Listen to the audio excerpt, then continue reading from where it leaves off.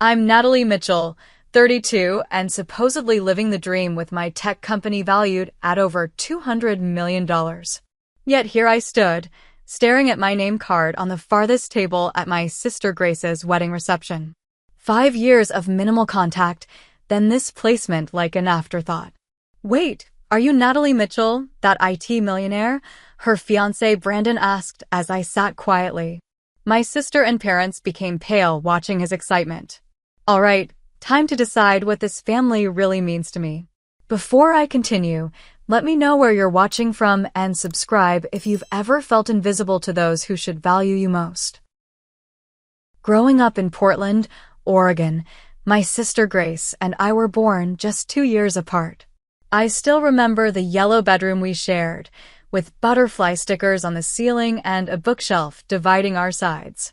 Grace, being younger, would often crawl into my bed during thunderstorms, and I'd tell her stories about brave princesses who saved themselves. We were inseparable then, sharing toys, clothes, and our deepest secrets. Our parents, Diana and Robert Mitchell, ran a successful local insurance agency. Dad worked long hours while Mom managed the social calendar, always ensuring we presented the perfect family image to their country club friends. From early on, it became clear that Grace possessed qualities my parents valued: conventional beauty, social grace, and an eagerness to please. With her golden blonde hair, bright blue eyes, and naturally outgoing personality, she embodied everything they hoped for in a daughter. I was different. Quieter, more analytical, with dark brown hair and a preference for books over parties. By middle school, the contrasts between us became more pronounced.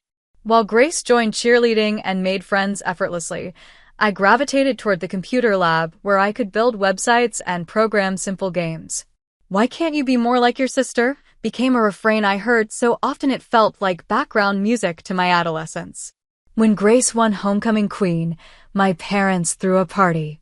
When I won the state science competition, they simply nodded and asked if I'd considered joining a sports team. High school only widened the divide.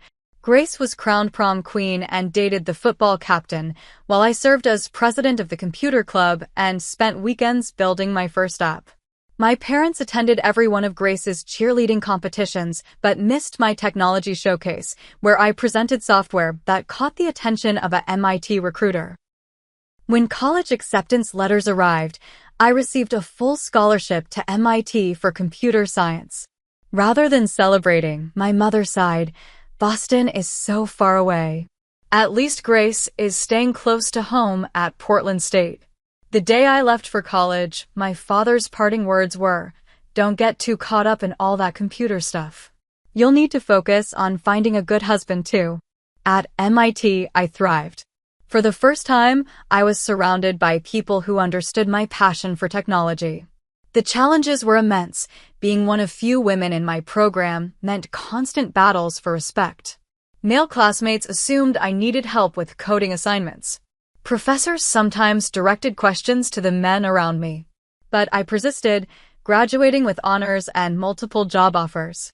Instead of accepting corporate positions, I took a risk. In my tiny apartment, I developed security software that protected against a new type of cyber threat. Working 18-hour days, living on ramen and coffee, I created SecureSync, a program that would eventually revolutionize data protection. My first major contract came unexpectedly. After a major bank experienced a devastating hack, they took a chance on my solution when larger companies failed them. The success was immediate. My software stopped threats their expensive systems missed. Within months, I had contracts with 3 more financial institutions. The next 5 years brought explosive growth. SecureSync expanded from just me to a team of 45 employees. We secured venture capital funding, moved into sleek offices in San Francisco, and our valuation soared past $200 million.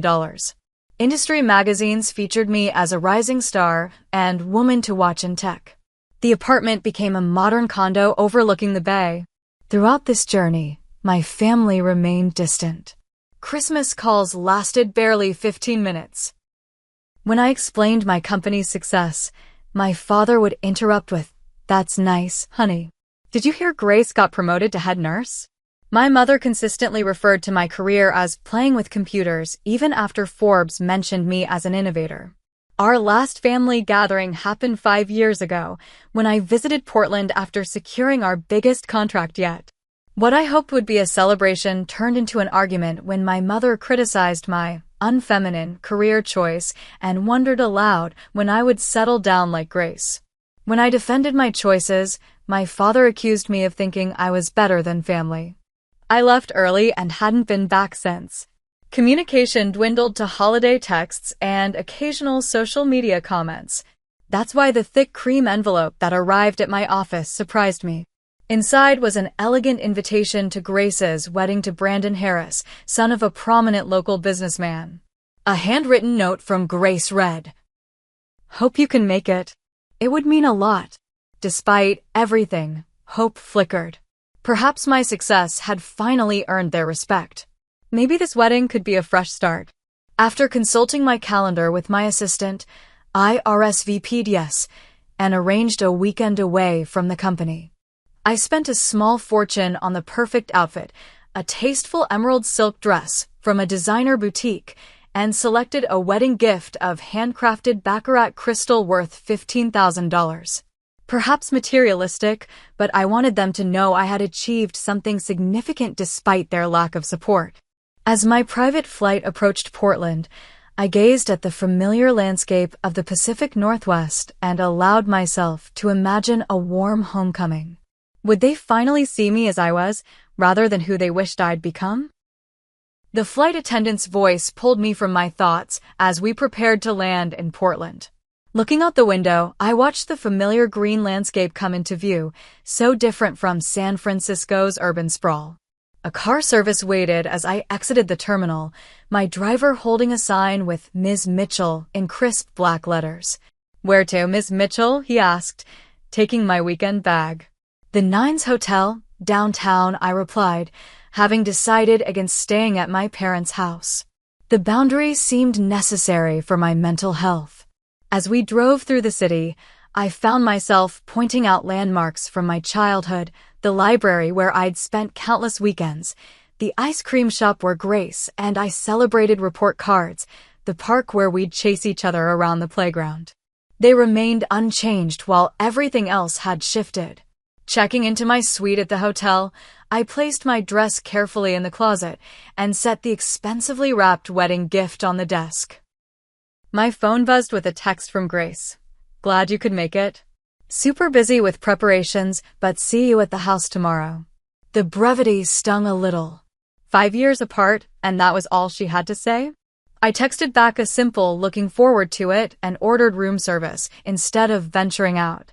That night, I rehearsed calm responses to potential comments about my work, my appearance, my relationship status. Sleep came fitfully.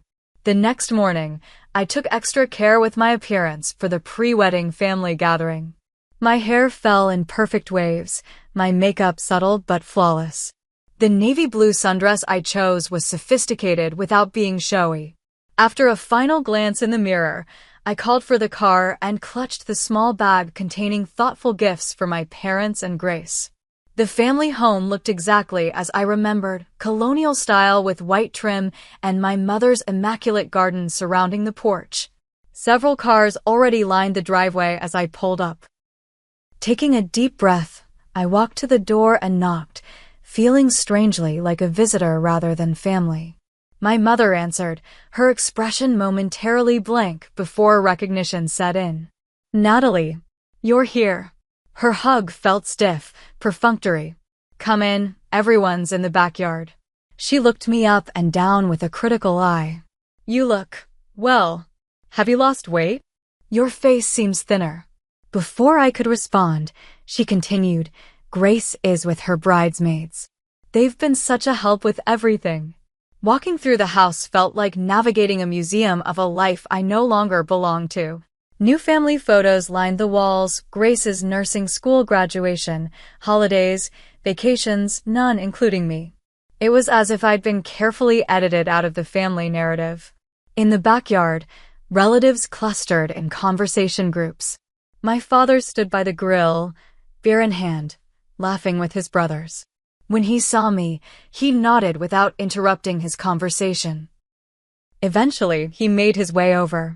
"There she is," he said, giving my shoulder a pat. "The San Francisco big shot. How's that computer thing going?" "It's going well, Dad. We just closed our Series C funding round." His eyes glazed over. "That right? Well, good for you. Say, have you met Brandon's father? He's in business too, real estate development. Actual buildings, you know." He chuckled at his own joke. Throughout the afternoon, the pattern continued. Relatives I hadn't seen in years asked surface-level questions without waiting for answers. An aunt commented on my lack of a wedding ring. Still focused on career, I see. A cousin introduced me to his wife with, "This is Natalie. She does something with computers in California." Grace remained surrounded by a protective circle of bridesmaids, 8 women in matching Bride Squad t-shirts who laughed too loudly at inside jokes. When we finally spoke, her hug was quick, her attention divided.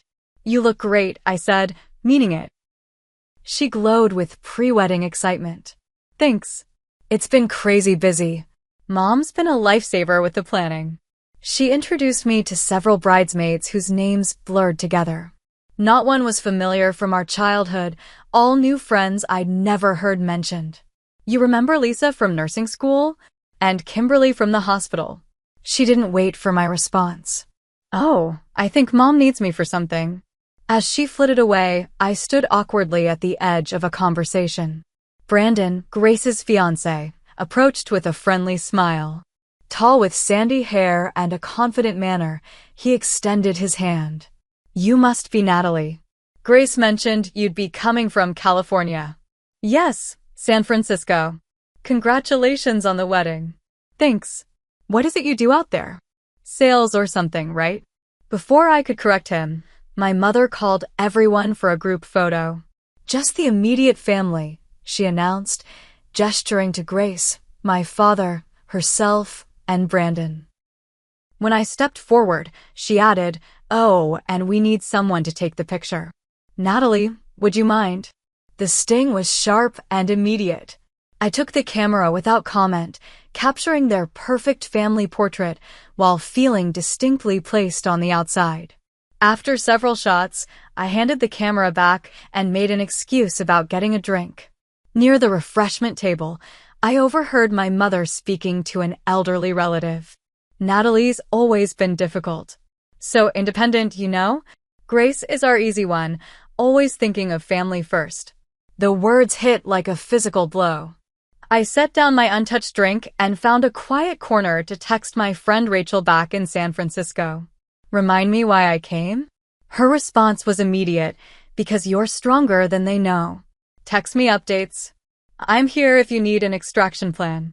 The gathering continued for another hour before I claimed an early flight the next morning as an excuse to leave.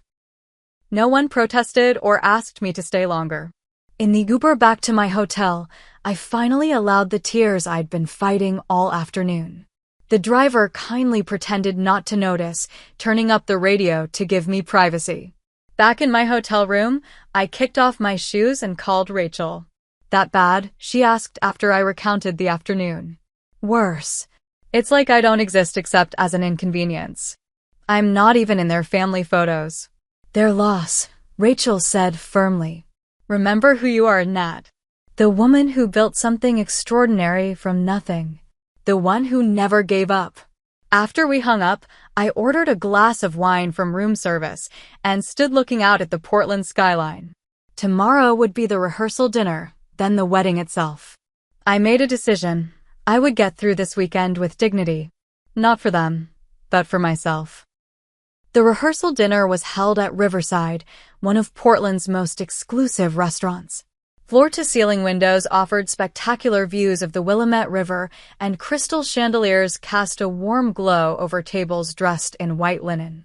I arrived precisely on time, wearing a burgundy cocktail dress that had earned compliments from the fashion editor of Vogue at a charity event last month.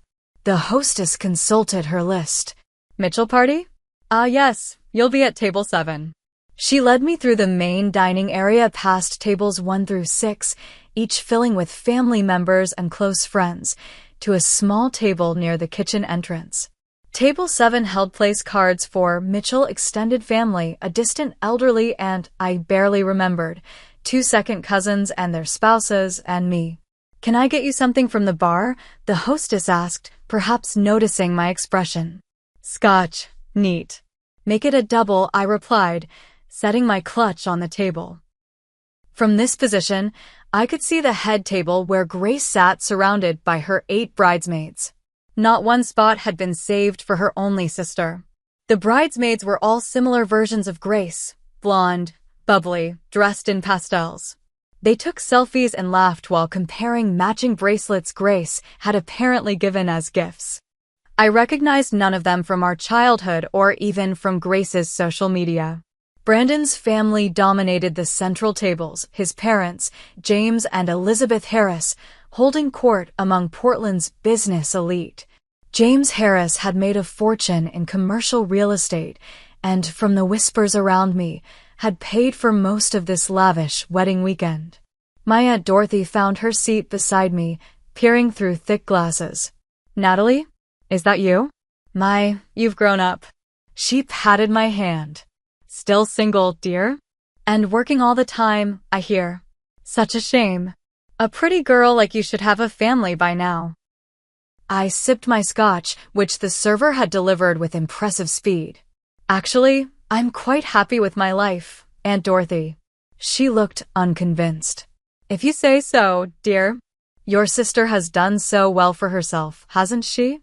Such a lovely fiancé with such a good family. Your parents are thrilled." Across the room, I noticed my mother in animated conversation with Elizabeth Harris. Grace has always been so nurturing. Even as a little girl, she would care for her dolls like real babies. It's why nursing was the perfect career for her. She's always put others first. Not once did I hear my mother mention my name or achievements throughout the evening, despite opportunities when guests asked about her children. During the cocktail hour, James Harris approached me, champagne in hand. "You're Grace's sister, correct? From California?" "Yes, San Francisco. I run a technology company there." "Is that so? Like social media or websites?" "My secretary's son does something with computers too." I smiled tightly. "Cybersecurity, actually. We develop enterprise-level protection systems for financial institutions and government agencies." His eyes glazed over. "Interesting hobby. So, what do you do for actual work?" Before I could respond, he was called away to greet another guest. I ordered a second scotch. Eventually, Grace made her way to my table, looking radiant in a white cocktail dress with bride spelled in rhinestones on the shoulder. "You made it," she said, giving me a quick hug that barely made contact. "Wouldn't miss it. Everything looks beautiful." She glanced around distractedly. "Thanks. It's been so stressful planning everything. Mom's been amazing, though." "I noticed I'm not seated with the family," I said, trying to keep my tone neutral. Grace had the decency to look slightly embarrassed. "Oh, that. Well, seating was complicated with Brandon's large family." "You should have told me if you wanted to be a bridesmaid. I assumed with your busy work schedule." "You never asked," I pointed out quietly. "Well, it's all set now." "Oh, I see Brandon's grandmother just arrived. I should go say hello." She squeezed my arm. "Thanks for being here, sis." As she walked away, I felt a presence beside me. Brandon's best man, Tyler, leaned against a nearby pillar. "So you're the mysterious sister," he said, his tone slightly condescending. "Grace mentioned you live in California. Teaching or something, right?" "I run a technology company," I corrected. Cool. Like an Etsy shop?" His smirk made it clear he wasn't really interested in the answer. "Something like that," I replied, unwilling to waste energy explaining. Dinner began with my father rising to give the first toast. He beamed at Grace, raising his glass high. "To my perfect daughter, who has brought us nothing but joy from the day she was born. And to Brandon, the son we always wanted." We couldn't be prouder of the beautiful life you two are building together. Not a single mention of having another daughter. Not even a cursory acknowledgement of my existence. Each subsequent speech followed the same pattern. Grace was celebrated, her relationship with Brandon exalted, while I sat in the shadows at table 7, increasingly invisible. As dessert was being served, an older woman took the empty seat beside me. I recognized Elaine Peterson, my mother's friend from college who had always treated me with unexpected kindness growing up. "I've been following your success, Natalie," she said without preamble. "That profile in Forbes was impressive. Your parents never mention it, you know." "I'm not surprised," I replied, pushing my untouched cake away. "They've always been intimidated by you," Elaine said, lowering her voice. "Your intelligence, your drive. It's easier for them to focus on Grace. She makes them comfortable. You challenge them just by being who you are." "That's a generous interpretation." Elaine patted my hand. "I've known your parents for 30 years. Trust me on this, they're jealous. They've constructed this narrative where Grace is the successful one because they understand her achievements. Your success is in a world they can't comprehend, so they diminish it." Her words stayed with me as the evening concluded. In the privacy of my hotel room, I considered booking an early flight back to San Francisco. What was I trying to prove by staying? That I was worthy of their acknowledgement? That I mattered to my own family? My phone lit up with a text from Samantha, my business partner. "How's the family circus? Need an emergency conference call to escape." I smiled despite myself. Tempting. "We'll update tomorrow." After a long shower, I made my decision. I would stay not for their approval, but for my own closure. I'd spent too many years hoping for validation from people unwilling or unable to give it. This weekend would be the period at the end of that sentence, allowing me to begin a new chapter free from those expectations. Morning light filtered through the hotel curtains as I awakened to the day of Grace's wedding. For a moment, I lay still, mentally preparing for what would likely be another day of subtle exclusion and emotional gymnastics. My phone buzzed with a text from Samantha. "Big day. Remember, you're the Natalie Mitchell who made cybersecurity world's 30 under 30, not the Natalie who needs her family's approval. Call if you need perspective." Her message bolstered my resolve. I responded with a quick thanks before starting my morning routine. As I applied my makeup, I checked Instagram to see a flood of posts from Grace's bridesmaids. They were already at my parents' house, matching robes on, champagne flutes raised in various poses. #Bride Squad, #Grace's Big Day, and #Best Friends Forever captions accompanied each carefully filtered image. Not a single invitation had been extended to me to join them for the morning preparations. The realization settled heavy in my stomach. Not just excluded from the wedding party, but from the entire ritual of sisterhood that traditionally accompanied it. A knock at my door interrupted my thoughts. A hotel staff member delivered a stunning arrangement of white orchids. For a moment, my heart lifted, thinking perhaps my family had remembered me after all. But the card read simply, "Knock, M dead, boss. We're all rooting for you here. Your Secure Sync team." My eyes stung with unexpected tears. My work family, those I'd built relationships with over the past 5 years, had thought to support me from afar. Meanwhile, my own mother hadn't even texted to check if I was awake or needed anything for the day. As if summoned by my thoughts, my phone rang with my mother's name on the screen. "Natalie, are you up? The ceremony starts at 3, but family needs to be at the church by 1 for photos." "Good morning to you too, Mom." "Yes, I'm awake. You're making an effort with your appearance, right?" "These will be permanent photos.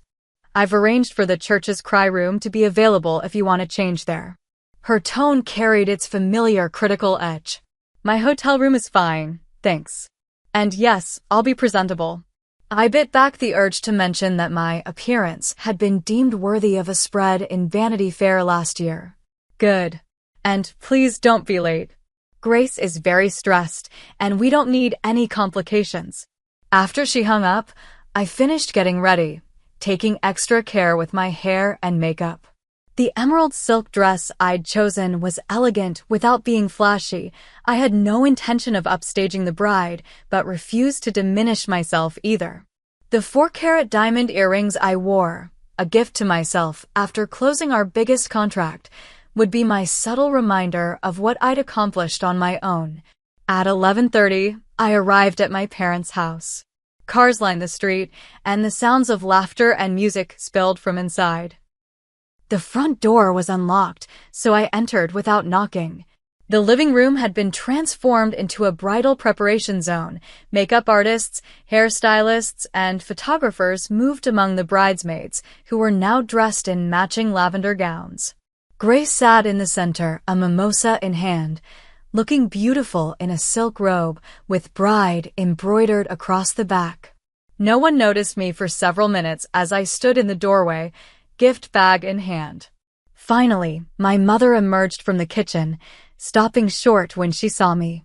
"Natalie, you're early." She glanced at my completed hair and makeup. "We have professionals here if you need touch-ups." "I'm fine, thanks." "I brought something for Grace."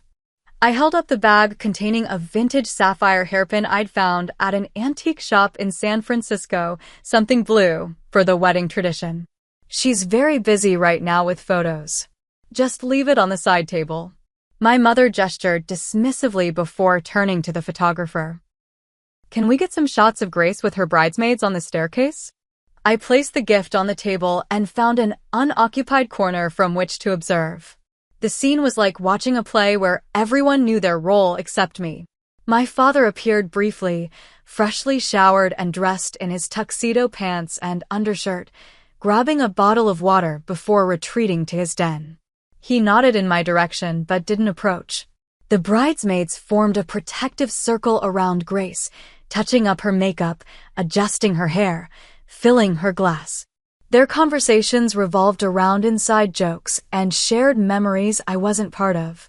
I heard one blonde bridesmaid say, "Remember that crazy weekend in Cabo last year?" followed by conspiratorial laughter. Last year, when I'd texted Grace on her birthday and received a 2-word response 2 days later. "Everybody gather for the pre-ceremony prayer," my mother announced, herding the bridal party into a circle in the center of the room. I moved to join them, but before I could step forward, the circle closed, hands joined, heads bowed. I stood awkwardly outside the circle, invisible once again. The prayer included thanks for bringing Brandon into our family and blessings for Grace and Brandon's beautiful future together. My mother ended with, "We're so thankful for everyone who made the effort to be here for Grace's special day." As the circle broke, Grace spotted me for the first time. "Natalie, when did you get here?" She came over, careful not to wrinkle her robe. "About 20 minutes ago," I replied, hugging her gently. "You look beautiful." "Thanks." She looked around nervously. "Everything's been so chaotic." "Did Mom tell you about the photo schedule?" "Just that family should be at the church by 1. Grace nodded, then lowered her voice. "Can I ask you something? It's awkward, but..." She bit her lip. "Brandon and I were hoping to upgrade our honeymoon, but with the wedding costs. I know your company is doing well." The request landed like a slap. After 5 years of minimal contact, after being excluded from the bridal party and preparations, my sister's first private conversation with me was to ask for money. I maintained my composure. "What did you have in mind?" "We were thinking of extending to 2 weeks and adding Bora Bora. Probably around 30,000. Her expression was hopeful, expectant. "I'll transfer it this afternoon," I heard myself say, wondering why I still sought approval through financial means. "You're the best." She hugged me quickly. "I should get back to the girls. We have this whole photo sequence planned before we leave for the church." I nodded, watching her return to her bridal circle. A memory surfaced of us as children, playing wedding in the backyard. I was 7, Grace 5. We had taken turns being the bride, using a white sheet as a veil. "When I get married for real," little Grace had declared, "you'll be right next to me the whole day." 25 years later, I couldn't have been more separate from her experience if I'd watched it on television. I arrived at the church early, hoping to find a way to be useful. The colonial-style building was decorated with lavender and white flowers, ribbons adorning each pew. A coordinator with a clipboard intercepted me in the foyer. "Are you with the bride or groom?" "Bride. I'm her sister." She consulted her list. "Mitchell. Oh, family. The family room is down the hall to the right, but I think they're still doing bride and bridesmaid photos in there. Is there anything I can help with?" I offered. The coordinator smiled politely. "Everything's handled, thanks. The wedding planner has a team of 6 managing all details." With nowhere to go and nothing to do, I found a quiet corner in the church library and pulled out my phone. Work emails provided a welcome distraction. A security issue in our London office, a potential new client in Singapore, a question about our upcoming product launch. These problems I could solve. These relationships made sense. For 45 minutes, I immersed myself in work until the coordinator appeared again. "We're seating family now for the ceremony, if you'd like to follow me." I put away my phone and followed her into the sanctuary, expecting to be directed to the front rows reserved for immediate family. Instead, she led me to the 8th row from the front. "This is for immediate family," I said, confused. "I have you listed in row 8, she replied, checking her clipboard again. "The first 4 rows are for parents, grandparents, and Brandon's extended family. Rows 5 through 7 are for the bridal party's families." So, even in seating, I ranked below the families of Grace's friends. I took my place in row 8, watching as relatives and friends received preferential placement. My parents entered and were escorted to the front row without glancing in my direction. The church filled quickly, excitement building as the string quartet began playing classical arrangements. And then, suddenly, the wedding march began. All rose as the doors opened. My father appeared with Grace on his arm, her white gown cascading behind her, veil framing her radiant face. For a moment, all the hurt fell away as I remembered the little sister who had crawled into my bed during thunderstorms. She looked truly happy, and despite everything, that mattered to me. The ceremony proceeded beautifully. Brandon's voice broke with emotion during his vows. Grace's smile never wavered. When they were pronounced husband and wife, genuine applause filled the church.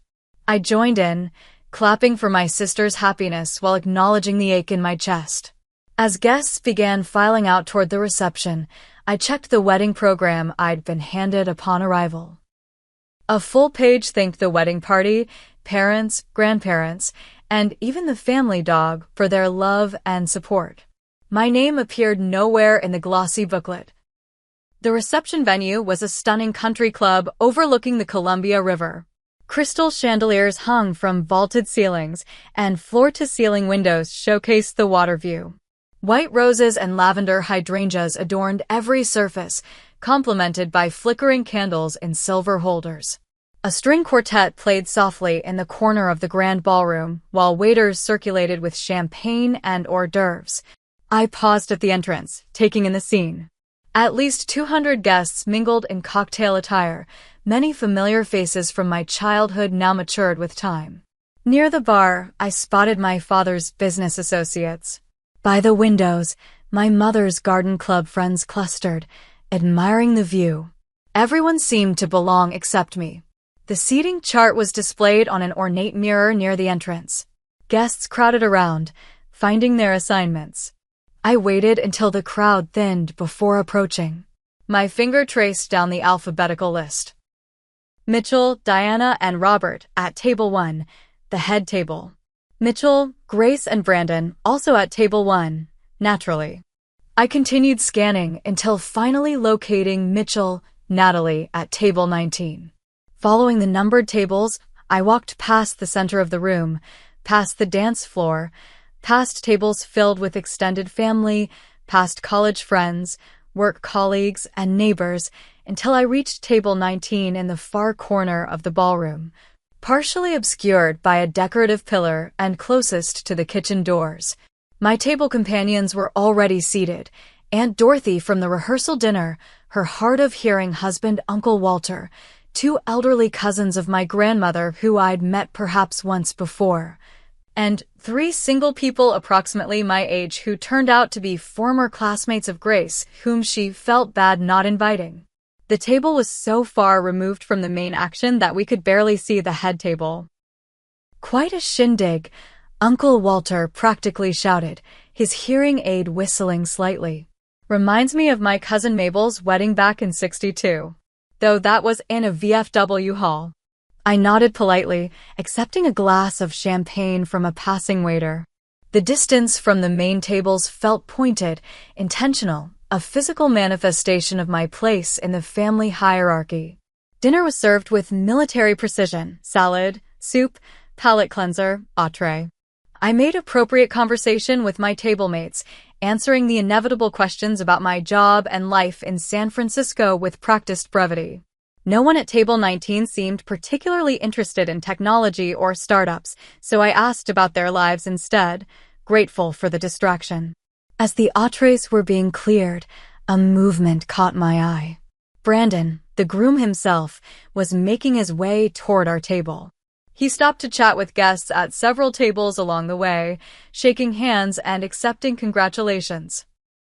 When he finally reached table 19, he looked slightly flushed from champagne, but genuinely happy.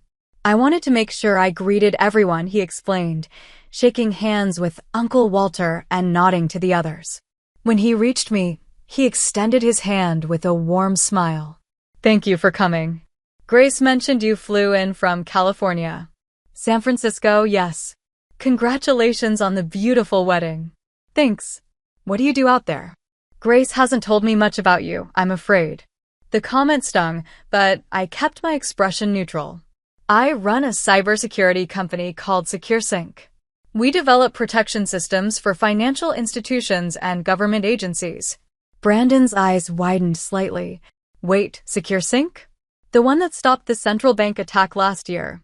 I nodded, surprised by his recognition. "Hold on," he said, his expression changing from polite interest to genuine excitement. "Are you Natalie Mitchell? That Natalie Mitchell? The IT millionaire who was in Forbes?" The table fell silent. From the corner of my eye, I could see my parents and Grace at the head table, suddenly alert to the animated conversation happening at the forgotten table 19. I admitted quietly. Brandon's face lit up. "This is incredible. I just finished reading that case study about your security protocol in my MBA program. Your predictive threat identification algorithm is revolutionary." I can't believe Grace never mentioned her sister is the Natalie Mitchell. By now, several guests at nearby tables had turned to listen. I noticed my mother whispering urgently to my father, both looking alarmed. Grace was half rising from her seat, her expression a mix of confusion and concern. "You've created one of the fastest-growing tech companies in the country," Brandon continued, oblivious to the attention. "Didn't you just secure that contract with the Federal Reserve? That's got to be worth hundreds of millions." Before I could respond, my parents and Grace materialized beside our table. My mother's smile looked painfully forced. "Brandon, darling, they're about to serve the cake. We should get ready for the cutting ceremony," she said, placing a hand on his arm. "Did you know about Natalie's company?" Brandon asked them, still enthusiastic. "I've been studying her business model in my entrepreneurship class." My father cleared his throat awkwardly. "Of course we know about Natalie's computer business." "Computer business?" Brandon laughed. "She's revolutionizing the entire cybersecurity industry. My professor says she'll be a billionaire within 5 years if the company keeps its current growth trajectory." Grace's expression shifted from concern to calculation so quickly I almost missed it. She linked her arm through mine in a show of sudden sisterly affection. "We're so proud of Natalie," she said, as if we'd been close all along. "I can't believe she's come all this way for our special day, as busy as she is." My mother jumped in, her social graces taking over. "We should introduce you to some of our other guests, Natalie. James Harris was just asking about you." Brandon's father, who had dismissed me at the rehearsal dinner, was now making his way toward our table, champagne glass in hand. Natalie, I didn't realize you were the founder of Secure Sync. We should talk. I have some business associates who would be very interested in meeting you. Within minutes, my exile at table 19 was forgotten as I found myself surrounded by suddenly interested relatives and friends of the family. My mother guided me from group to group, her arm linked through mine as if we'd always been the closest of confidants. This is my daughter Natalie, she introduced me repeatedly. The entrepreneur I was telling you about. I caught her eye during one such introduction. Funny, I don't recall you mentioning my company before today. She laughed as if I'd made a joke, squeezing my arm with uncomfortable pressure. As we approached the Harris family, my father joined us, his hand on my shoulder. Always knew she had a good head for business, he told Brandon's father. Gets that from my side of the family. The transformation was so dramatic it would have been comical if it weren't so painful. For years, my achievements had been downplayed, ignored, or dismissed. Now, suddenly, I was the golden child to be paraded before wedding guests who might be useful connections. Grace pulled me aside during a brief lull, her smile tight. Why didn't you tell me your company had gotten so big? I knew you were doing well, but not Forbes level well. You never asked, I replied simply. Not once in 5 years. She had the grace to look momentarily ashamed before her expression brightened. Listen, they're about to call for speeches. Would you mind saying a few words? Maybe mention Secure Sync? Brandon's family has tons of connections in the business world. And there it was, the real reason for the sudden interest. Not pride in my accomplishments or regret for years of exclusion, but an opportunity to leverage my success for their benefit. Something shifted inside me, a final thread breaking. I excused myself to the restroom, needing a moment alone to collect my thoughts. In the elegant powder room, I stared at my reflection, the successful woman I'd become despite, not because of, my family's support. The realization was simultaneously painful and freeing. They would never truly see me, only what I could do for them. My value to them was entirely transactional, and that was a transaction I no longer needed to participate in. In the quiet sanctuary of the bathroom, I took several deep breaths and reapplied my lipstick. The woman in the mirror looked composed, successful, and suddenly very clear about what needed to happen next. I wasn't going to cause a scene at my sister's wedding. That would only reinforce their narrative about me being difficult. But I would no longer participate in the charade that we were a loving, supportive family. When I returned to the reception, Brandon's father immediately approached, 2 business associates in tow. Natalie. Perfect timing. I was just telling Howard and Richard about your company. Howard's firm manages several pension funds that might be interested in your security protocols. How fascinating, I replied with a polite smile. If they'd like to learn more, they can contact our business development team through our website. We have a thorough vetting process for potential clients. His expression faltered slightly at my professional rather than eager response. Before he could recover, my mother appeared at my elbow. There you are. Several people have been asking about you. Did you know Elizabeth's brother is a venture capitalist? He's very interested in speaking with you. Mom, I said quietly but firmly, can we speak privately for a moment? You too, Dad, I added, seeing him hovering nearby. Something in my tone must have registered, because they both followed me to a relatively quiet corner near the terrace doors. Grace, noticing the movement, quickly joined us. Is everything okay? She asked, glancing nervously toward the guests. They'll be serving cake soon. Everything's fine, I assured her. I just wanted a moment with my family. I took a deep breath, keeping my voice level and calm. For 5 years, we've barely spoken. My calls went unreturned, my achievements unacknowledged. I was seated at the furthest table today, not included in family photos and not even mentioned in the wedding program. My mother began to interrupt, but I held up my hand. Please let me finish. I understand now that I don't fit into the narrative you've created about our family, and that's okay. But what's not okay is suddenly parading me around like a prized show dog because Brandon recognized my name. That's not fair, my father protested. We've always supported you. When? I asked simply. When did you support my career, my choices, or my life in any meaningful way? We've been concerned about you, my mother said, her voice taking on a familiar defensive tone. Working all the time, no social life, no family of your own. That's not healthy, Natalie. That's not concern, Mom. That's judgment. There's a difference. Grace shifted uncomfortably. Can we talk about this another time? It's my wedding day. That's exactly my point, I replied. It is your wedding day, and I'm happy for you. But I won't pretend that we're a close-knit family when we're not, or that my value only comes from who I know or what I've achieved. So what are you saying? My father demanded. I'm saying that I'm going to quietly leave the reception now. I'll send a gift to celebrate your marriage, Grace, because I do wish you happiness. But I need to step away from this dynamic. I deserve relationships built on genuine care, not convenience or utility. You're just going to leave? Make a scene? My mother's voice rose slightly. No scene, I promised. I'll simply make my excuses and go. Most people won't even notice I'm gone, just as they didn't notice I was seated at the furthest table or excluded from the family photos. Grace's expression showed the first genuine emotion I'd seen from her all weekend, a mix of guilt and realization. Natalie, I didn't mean to. I know you didn't, I said gently. None of you did. That's actually the problem. It was all so automatic, so ingrained that you didn't even question it. I straightened my shoulders. I've built a life I'm proud of. I have people who value me for who I am, not what I can do for them. I deserve that from my family too, and if I can't have it, then I need to accept that and stop hoping for it to change.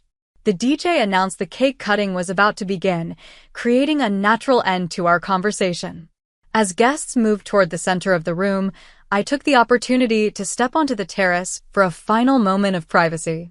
To my surprise, Brandon appeared beside me. Everything okay? You looked intense talking with the family. Just clearing the air, I replied. Congratulations again on your marriage. He studied my face. I feel like I'm missing something here. Grace never really talks about you, but when she does, it's always with this weird competitive edge. I assumed you two had the normal sister rivalry thing, but after meeting you, it seems more complicated. Family usually is, I said with a small smile. Well, for what it's worth, I think what you've built is incredible. And I'm sorry if I caused any awkwardness by bringing it up. You didn't know. And honestly, it helped me see things more clearly. As we turned to go back inside, Brandon asked, "Will you be staying for the send-off?" No, I said. I think it's best if I make an early exit. Would you mind letting Grace know I said goodbye? Sure, he agreed, looking confused but respectful. Safe travels back to San Francisco. Inside, I retrieved my purse from table 19, saying polite goodbyes to my table mates. Uncle Walter's parting words stayed with me. Always been a smart one, you. Too smart for some to handle, I reckon. As I moved toward the exit, several guests stopped me, some genuinely interested in catching up, others clearly hoping to make business connections. I was polite but brief with each interaction. Near the door, Elizabeth Harris, Brandon's mother, intercepted me. Leaving so soon? James was hoping to introduce you to some of his golf club friends. Please give James my regards, but I have an early flight tomorrow. She lowered her voice. Between us, we should set up lunch when things settle down. Your mother mentioned you're single, and my nephew Thomas is recently divorced, very successful in finance. I smiled politely. I'm not actually looking for setups right now, but thank you. At the coat check, I encountered Elaine, my mother's friend who had spoken honestly with me at the rehearsal dinner. Heading out, she asked, studying my expression.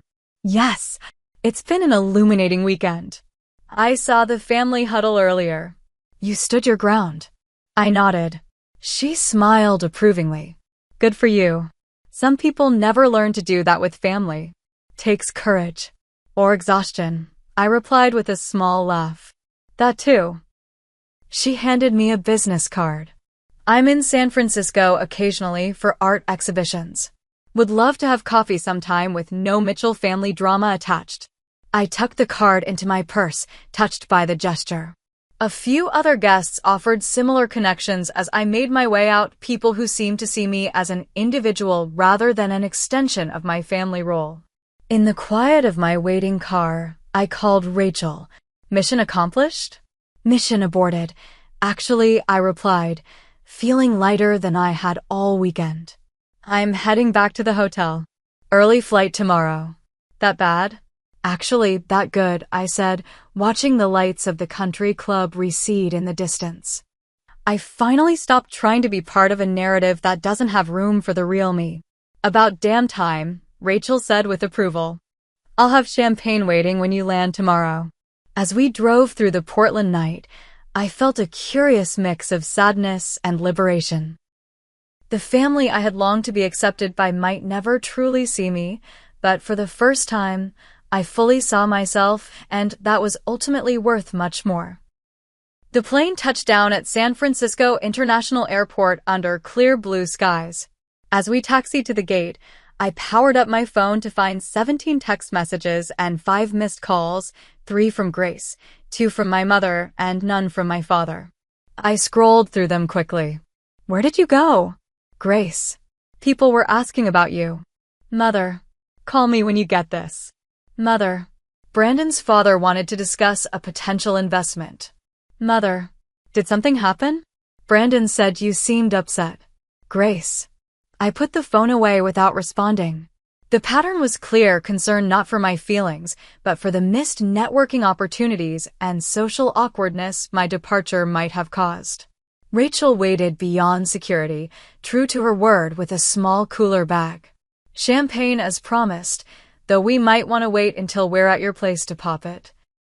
The familiar drive along the bay to my condo provided time to decompress, sharing the weekend's events with someone who actually listened. Rachel's indignation on my behalf felt like a bomb. So basically, they ignored you until they realized you might be useful, she summarized as we entered my building. Pretty much. The speed with which I transformed from embarrassing relative to prized connection was almost impressive. My condo welcomed me back with floor-to-ceiling windows showcasing the San Francisco skyline. After the emotional marathon of the weekend, the clean lines and uncluttered space felt like sanctuary. To setting boundaries, Rachel toasted once we'd opened the champagne. And to chosen family, I added, clinking glasses. The next morning, I threw myself back into work. My team at Secure Sync had managed beautifully in my absence, but the routine of strategy meetings and development updates helped ground me. Samantha stopped by my office after the morning briefing.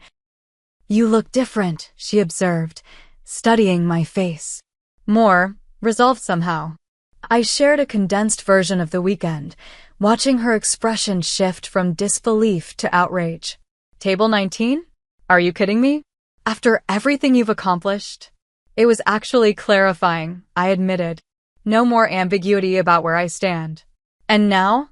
Now I focus on what's real. This company. Our team. The people who actually show up. That afternoon, I scheduled a session with Dr. Loving, the therapist I'd been seeing intermittently since founding the company. Her calm office had been a safe space during the most stressful periods of building Secure Sync. You set a boundary, she noted after I recounted the wedding experience. How does that feel? Sad, I admitted, but also right. Like removing a splinter, it hurts, but it needed to happen. Grief and relief often coexist, she observed. You're grieving the family relationship you wished for while feeling relief at releasing the expectation. Over the next week, the messages from my family continued, evolving from confusion to irritation to sudden interest in my work. My mother's latest text read, James Harris mentioned their company might need security consulting. Should I give him your number? After careful consideration, I finally responded with a simple message. Please direct any business inquiries to our company website. I'm taking some personal time to reassess our family relationship. I'll reach out when I'm ready. My mother's response was immediate and predictable. Don't be dramatic, Natalie. This is how families are. Not all families, I whispered to my empty living room. Not anymore. The following weekend, Samantha invited the leadership team to her home for dinner. A gathering that evolved into an impromptu family-by-choice celebration with laughter, inside jokes, and genuine interest in each other's lives beyond work. Looking around the table, I realized I'd built more than a company. I'd created a community where I was valued for exactly who I was. 10 days after the wedding, Grace finally called instead of texting. I let it go to voicemail, then listened later. Natalie, it's me. Look, I don't understand what happened at the wedding. You've always been so independent, doing your own thing. I didn't think you'd care about being a bridesmaid or sitting at the family table. But Brandon says, he says we might have taken you for granted. Anyway, call me back, okay? It was the first hint of self-awareness I'd heard from her in years. After sleeping on it, I called her the next morning. Natalie, you called back. She sounded genuinely surprised. I did. How was the honeymoon? Amazing. Thank you again for, helping with that. She paused awkwardly. About the wedding. Grace, I interrupted gently. When was the last time you asked me about my life? Not my company or my money, but me. The silence stretched for several seconds. I don't know. Things got so busy with nursing and then meeting Brandon. 5 years, Grace. 5 years of minimal contact, and then I'm seated at the furthest table at your wedding until your husband realizes I might be useful to know. That's not fair, she protested, but with less conviction than I expected. Isn't it? Be honest with yourself, if not with me. Another long pause. I've always felt like I couldn't measure up to you, she finally admitted, her voice small. You were always the smart one, the one with the perfect grades and big ideas. I was just ordinary. That's not how I remember it, I replied. From my perspective, you were the golden child. The pretty one, the social one, the one mom and dad proudly introduced to everyone while I was the awkward disappointment. Really? The genuine surprise in her voice spoke volumes about our parallel but disconnected experiences. Really. And maybe that's the problem. We've been competing in a race neither of us designed, each thinking the other had the advantage.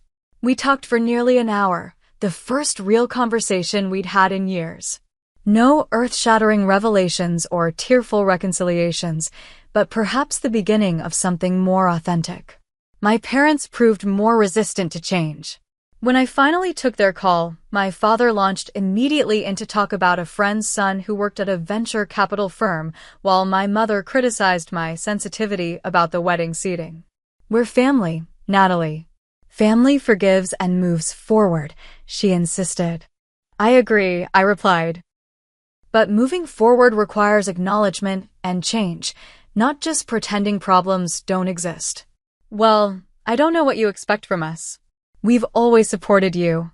Rather than argue, I simply said, I need some time and space to figure out what kind of relationship works for all of us. I love you, but I need to love myself enough to have boundaries too. They didn't understand, perhaps they never would, but I no longer needed their understanding to validate my decision. Over the next several months, I poured energy into creating my foundation, supporting women in technology.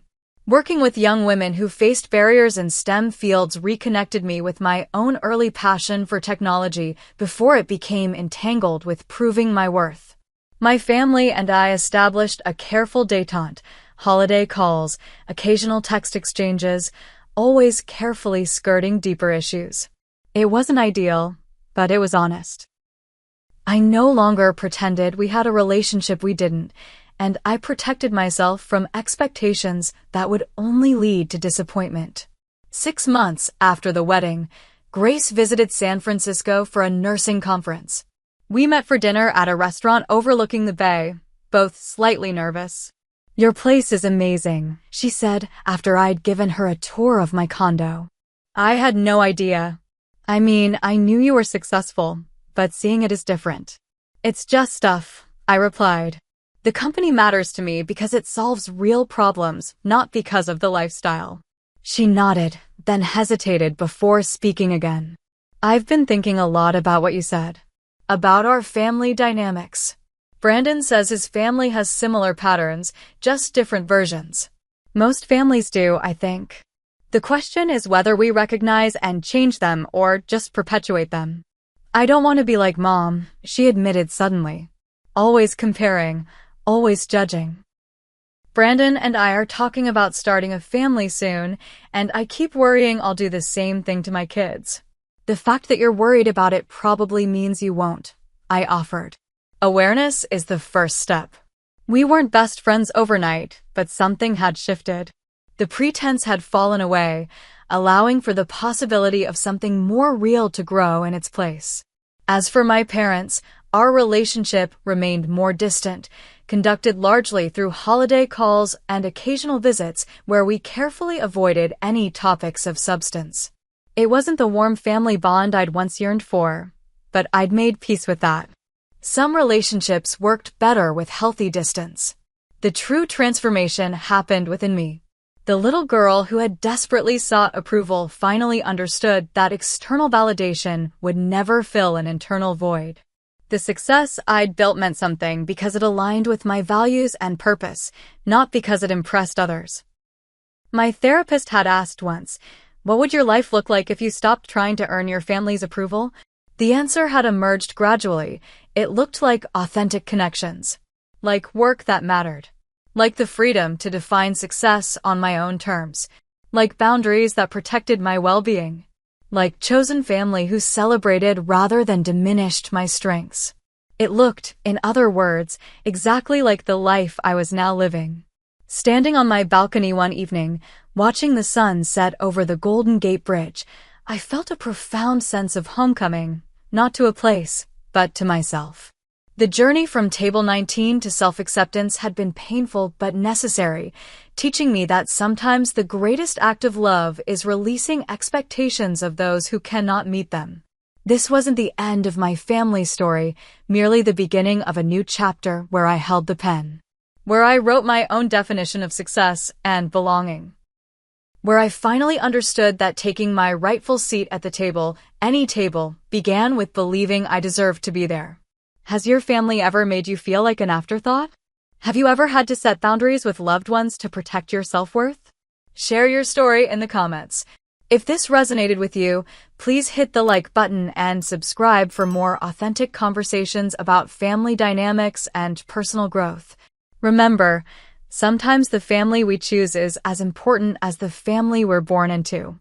Thank you for listening to my story, and may you always know your true worth is never determined by where others place you.